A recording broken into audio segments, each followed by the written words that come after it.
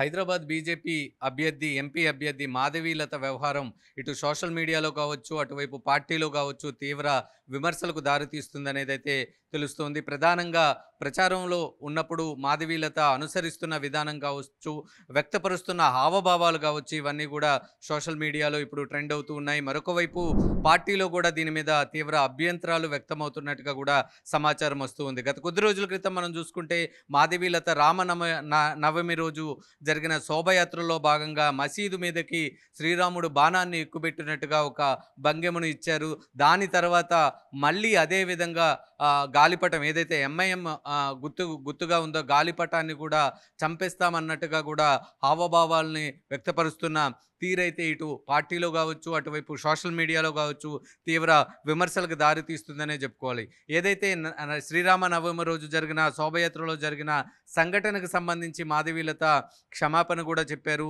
తర్వాత కేంద్ర అధిష్టానం కూడా అంటే బీజేపీ అధిష్టానం కూడా ఈ అంశం మీద చాలా సీరియస్ అయినట్టుగా తెలుస్తుంది. ఎందుకంటే హైదరాబాద్ అనేది చాలా సెన్సిటివ్ అయిన ప్రాంతం. ఆ నియోజకవర్గం అనేది చాలా సెన్సిటివ్‌గా ఉంటుంది. ఏమాత్రం కొంచెం అదుపు తప్పి కామెంట్స్ చేసినా, అదుపు తప్పి వ్యవహరించినా చాలా మత గొడవలకి దారితీసే అవకాశాలైతే అక్కడ స్పష్టంగా ఉన్నాయి. ఎందుకంటే గతంలో మనం చూడొచ్చు చాలా వరకు కూడా ఆ పాత బస్తీ ఏరియాలు కావచ్చు, చార్మినార్ ఏరియాలు కావచ్చు, కొద్దిపాటి మాటలకే ఉద్వేగాలు, ద్వేషాలు ఒక్కసారిగా పైకొచ్చే అవకాశాలు స్పష్టంగా ఉన్న నేపథ్యంలో మాధవీలత ఈ విధంగా వ్యవహరించడం అనేది ఇటువైపు సోషల్ మీడియాలో కూడా తీవ్ర విమర్శలు చేస్తున్నారు. మరొక వైపు మాధవీలత వ్యవహారానికి సంబంధించి నెటిజన్లయితే తీవ్రంగా విమర్శిస్తున్నారు.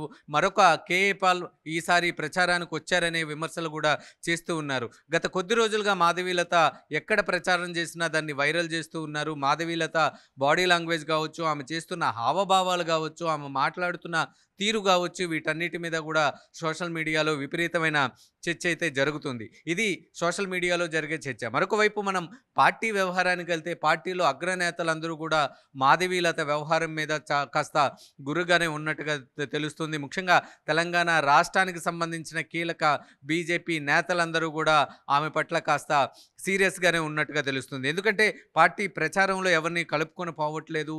మరొక వైపు అంతా తానై వ్యవహరిస్తున్నారు. మీడియా ముందు కూడా అంతా తానై వ్యవహరిస్తున్న పరిస్థితి. మొత్తం ఎవరైతే బండి సంజయ్ కావచ్చు, కిషన్ రెడ్డి కావచ్చు, వీళ్ళందరినీ కూడా ఎవరిని కలుపుకొని వెళ్ళటం లేదు అనేదైతే పార్టీలో వినిపిస్తున్న విమర్శలు. ఇదిలా ఉంటే రాజాసింగ్ ఇప్పటికే మాధవీలత వ్యవహారం మీద చాలా సీరియస్‌గా ఉన్నారు. ఇప్పటివరకు కూడా రాజాసింగ్‌తో కలిసి గోషామహల్‌లో అయితే ప్రచారం చేయలేదు. వివిధ ప్రాంతాల్లో మాధవీలత గత కొద్ది రోజులుగా ప్రచారం చేస్తున్నప్పటికీ కూడా ఇప్పటివరకు కూడా గోషామహల్‌లో అయితే ప్రచారం చేయలేదు. అయితే ఈసారి గోషామహల్‌లో ప్రచారం చేసినప్పుడు రాజాసింగ్ వస్తారా? అందులో పాల్గొంటారా అనేది చూడాలి. ఎందుకంటే తొలుత నుంచి మాధవీలతకి ఎంపీ సీట్ ఇవ్వటం పట్ల రాజాసింగ్ తీవ్ర అభ్యంతరం వ్యక్తం చేస్తూ ఉన్నారు.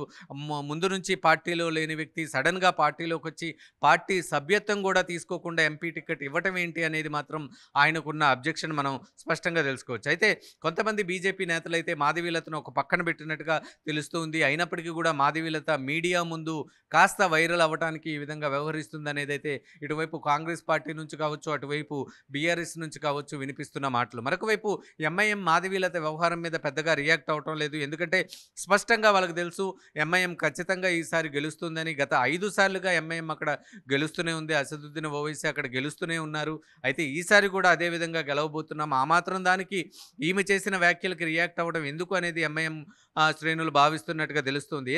ఏదేమైనప్పటికీ కూడా మరొక 15, 20 రోజులు సమయం ఉన్న నేపథ్యంలో ఈ ఈ గ్యాప్‌లో మాధవీలత ఎలా వ్యవహరించబోతున్నారు?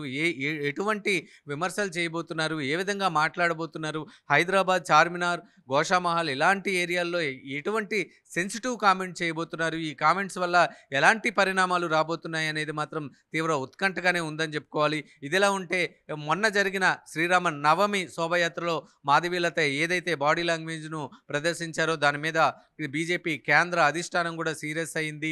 సారీ చెప్పమని కూడా కేంద్రం నుంచి వచ్చిన సంకేతంలో భాగంగానే మాధవీలత సారీ చెప్పినట్టుగా తెలుస్తుంది. ఇదిలా ఉంటే సారీ చెప్పిన తర్వాత కూడా మాధవీలత అదే విధంగా వ్యవహరిస్తూ ఉన్నారు. కేవలం సోషల్ మీడియాలో వైరల్ అవ్వటం కోసమో తెలియదు. మరొకటి అక్కడున్న సెన్సిటివ్ పాయింట్‌ని తనకు అనుకూలంగా మార్చుకోవడానికో తెలియదు గానీ మాధవీలత కాస్త వివాదాస్పదమైన వ్యాఖ్యలు చేస్తున్నారు. తన నడవడిక కూడా కాస్త వివాదాస్పదంగానే ఉంది. అయితే ఎన్నికలు సమీపించే నాటికి మాధవీలత ఈ వివాదాస్పదమైన వ్యాఖ్యలు కావచ్చు, వ్యవహార శైలి కావచ్చు, డోస్ పెంచుతారా? లేదా ఇక్కడితో కాస్త వెనక్కి తగ్గుతారా అనేది చూడాలి. ఓవరాల్‌గా చూసుకుంటే హైదరాబాద్‌కి సంబంధించి మొత్తం దేశవ్యాప్తంగా దృష్టి అయితే హైదరాబాద్ మీద ఉంది. మాధవీలత ఒక విషయంలో సక్సెస్ అయ్యారనే చెప్పుకోవాలి. ముఖ్యంగా నేషనల్ మీడియాని అయితే మాధవీలత ఆకట్టుకున్నారు. ఎందుకంటే హైదరాబాద్ అనేది నేషనల్ మీడియా మొత్తం అబ్జర్వ్ చేస్తూ ఉంటుంది. హైదరాబాద్‌లో జరిగే పరిణామాలు, హైదరాబాద్ నియోజకవర్గానికి సంబంధించినంత వరకు ఎవరు నిల్చున్నారు, అసదుద్దీన్ ఓవైసీకి, బీజేపీకి మధ్య వార్ ఏ విధంగా ఉంటుందనే అంశాలకు సంబంధించి మీడియాలో కాస్త ఆసక్తి ఉండడం సహజం.